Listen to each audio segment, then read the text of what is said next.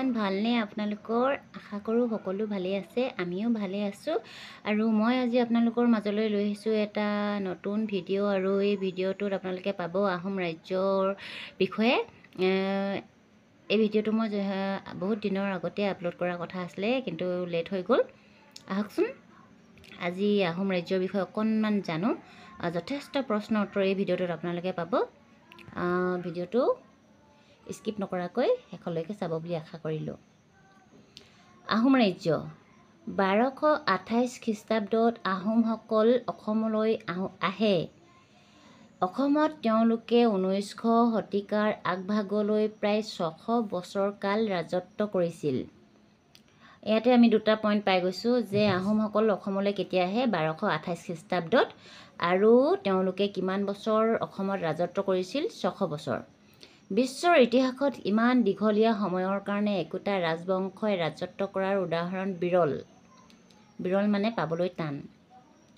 স্বৰ্গদেউ চুকাফা আছিল আহোম ৰাজ্যৰ প্ৰতিষ্ঠাতা এইটো ইম্পৰ্টেণ্ট পইণ্ট তেওঁ বৰ্তমানৰ ব্ৰহ্মদেশৰ মাওলুং ৰাজ্যৰ পৰা মুংকং হৈ পাটকাই পৰ্বত অতিক্ৰম কৰি অসমত প্ৰৱেশ কৰিছিল এইটো এটা ইম্পৰ্টেণ্ট পইণ্ট হয় আহোমসকল কোন পৰ্বত পাৰ হৈ অসমত প্ৰৱেশ কৰিছিল পাটকাই পৰ্বত অতিক্ৰম কৰি আহিছিল ক'ৰ পৰা আহিছিল মাওলুং ৰাজ্যৰ পৰা মুংকং হৈ চুকাফাই পোনপ্ৰথমে চৰাইদেউত ৰাজধানী স্থাপন কৰে আহোমসকলৰ প্ৰথম ৰজাজন কোন চুকাফা আৰু তেওঁ প্ৰথমে ক'ত ৰাজধানী স্থাপন কৰে চৰাইদেউত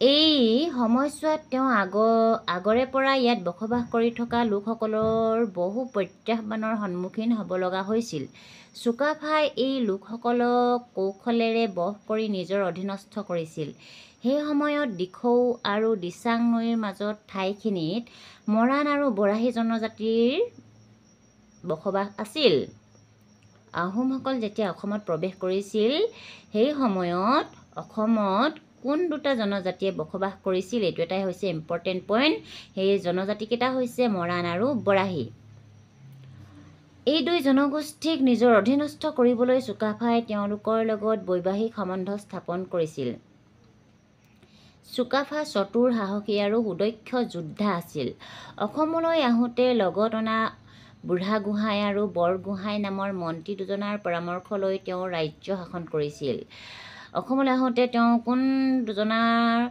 পদবীৰ মন্ত্ৰী লৈ আহিছিল বুঢ়াগোহাঁই আৰু বৰগোহাঁই সুদীৰ্ঘ 36 বছৰ ৰাজত্ব কৰি 1268 খ্ৰীষ্টাব্দত স্বৰ্গদেউ চুকাফা স্বৰ্গী হয় স্বৰ্গদেউ চুকাফাই কিমান বছৰ ৰাজত্ব কৰিছিল 36 বছৰ আৰু কিমান খ্ৰীষ্টাব্দত তেওঁ স্বৰ্গীয় হয় 1268 খ্ৰীষ্টাব্দত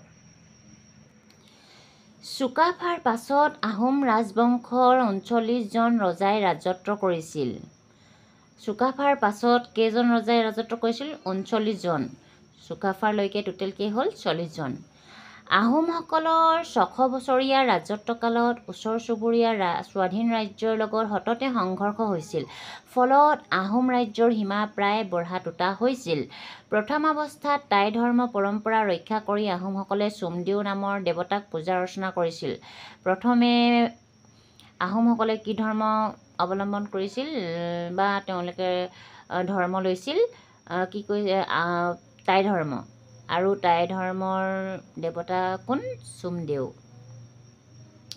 নামৰ দেৱতাক পূজা অৰ্চনা কৰিছিল আহোম স্বৰ্গদেউ চুডাংফা বা বামুণী কোঁৱৰৰ দিনৰ পৰা আহোম শাসনত হিন্দু ধৰ্মৰ প্ৰভাৱ পৰে আহোম স্বৰ্গদেউ চুডাংফা বা বামুণী কোঁৱৰৰ দিনৰ পৰা আহোম শাসনত কি ধৰ্মৰ প্ৰভাৱ পৰে হিন্দু ধৰ্মৰ বামুণী কোঁৱৰৰ আন এটা নাম কি চুডাংফা এইটো এটা পইণ্ট হৈ গ'ল তেওঁ বৰ্তমানৰ শিৱসাগৰ নগৰৰ পৰা প্ৰায় 17 কিলোমিটাৰ আঁতৰৰ চৰগুৱা নামৰ ঠাইলৈ ৰাজধানী স্থানান্তৰ কৰিছিল চৰাইদেউৰ পৰা চৰগুৱালৈ কোনে ৰাজধানী স্থানান্তৰ কৰিছিল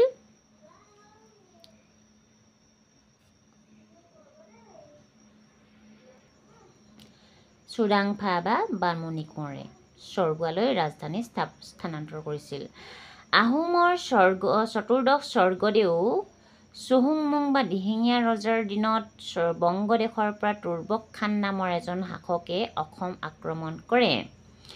এই ৰণতেই ফ্ৰাছেংমুং বৰগোহাঁইৰ পত্নী মূলা গাভৰুৱে স্বামী হত্যাৰ প্ৰতিশোধ ল'বলৈ তুৰ্বকৰ লগত যুদ্ধ কৰি প্ৰাণ আহুতি দিয়ে। মূলা গাভৰুৰ স্বামীৰ নাম কি? ফ্ৰাছেংমুং বৰগোহাঁই বা ফ্ৰাছেংমুং বৰগোহাঁইৰ পত্নীৰ নাম কি? মূলা গাভৰু। ফ্ৰাছেংমুং বৰগোহাঁইৰ পত্নী মূলা গাভৰুৱে কাৰ সৈতে যুদ্ধ কৰিছিল? তুৰ্বকৰ লগত, আৰু তুৰ্বকৰ হাতত তেওঁ প্ৰাণ আহুতি দিয়ে। স্বৰ্গদেউ চুহুংমুং বা দিহিঙীয়া ৰজাৰ দিনৰ পৰা আহোম ৰজাসকলে আহোম নামৰ লগতে হিন্দু নামো গ্ৰহণ কৰা আৰম্ভ কৰে। দিহিঙীয়া ৰজাৰ আন এটা নাম কি? চুহুংমুং। স্বৰ্গদেউ চুহুংমুং বা স্বৰ্গদেউ চুহুংমুঙৰ আন এটা নাম কি? দিহিঙীয়া ৰজা। এইটো এটা ইম্পৰ্টেণ্ট পইণ্ট। আৰু আহোম নামৰ লগতে হিন্দু নামো গ্ৰহণ কৰা আৰম্ভ কৰা ৰজাজনৰ নাম কি? স্বৰ্গদেউ চুহুংমুং বা দিহিঙীয়া ৰজা। স্বৰ্গনাৰায়ণ স্বৰ্গদেউ চুহুংমুঙে গ্ৰহণ কৰা হিন্দু নাম। এইটো এটা পইণ্ট হৈ গ'ল। এইজনা স্বৰ্গদেৱে বৰপাত্ৰ গোহাঁই পদৰ সৃষ্টি কৰে। স্বৰ্গদেউ চুহুংমুঙৰ দিনত আহোম চুতীয়া ৰণ এটি প্ৰধান ঘটনা। Important point. এই ৰণত চুতীয়াসকল পৰাস্ত হয় আৰু চুতীয়া ৰাজ্য আহোম ৰাজ্যৰ লগত চামিল হয়। চুতীয়া ৰাজ্য শাসন কৰিবলৈ স্বৰ্গদেৱে শদিয়াখোৱা গোহাঁইক দায়িত্ব দিয়ে। শ্ৰীমন্ত শংকৰদেৱে এওঁৰ দিনতে অসমত বৈষ্ণৱ ধৰ্ম পাতনি মেলে। অসমত বৈষ্ণৱ ধৰ্মৰ পাতনি মেলা শংকৰদেৱে কোন ৰজাৰ দিনত বৈষ্ণৱ ধৰ্ম পাতনি মেলে? স্বৰ্গদেউ চুহুংমুঙৰ দিনত। এয়া আহোম ৰাজ্যৰ বিষয়ে পাৰ্ট 1 মই আপোনালোকৰ আগত দাঙি ধৰিলোঁ। যিহেতু নোটটো যথেষ্ট দীঘলীয়া, সেইকাৰণে মই পাৰ্ট 2 হিচাপে আহোম ৰাজ্যৰ লৈ আহিম। আৰু ইয়াত ইম্পৰ্টেণ্ট পইণ্ট দুটামান জানি থওঁ আহা। আহোমসকলৰ উৎপত্তি সম্পৰ্কে বহুতো আখ্যান আছে। তাৰে এটি আখ্যান মতে আহোমসকল স্বৰ্গৰাজ লেংডন বিশ্বাস মতে ইন্দ্ৰৰ বংশধৰ। সেয়ে আহোম ৰজাসকলে তেওঁলোকৰ নামৰ আগত স্বৰ্গদেউ শব্দটো ব্যৱহাৰ কৰিছিল। এইটো এটা ইম্পৰ্টেণ্ট পইণ্ট হয়। আশা কৰোঁ আপোনালোকে যথেষ্টকেইটা প্ৰশ্নৰ উত্তৰ এই ভিডিঅ'টোত পাই গ'ল। আৰু বেছি দীঘল নকৰোঁ ভিডিঅ'টো। এই আহোম ৰাজ্যৰ পাৰ্ট 2 মই আপোনালোকৰ আগলৈ লৈ আহিম। আৰু কিবা ভুল দেখিছে যদি আপোনালোকে শুধৰাই ল'ব বা মোক কমেণ্ট সহকাৰে জনাই দিব। আজিলৈ আহিছোঁ তেনেহ'লে, ধন্যবাদ।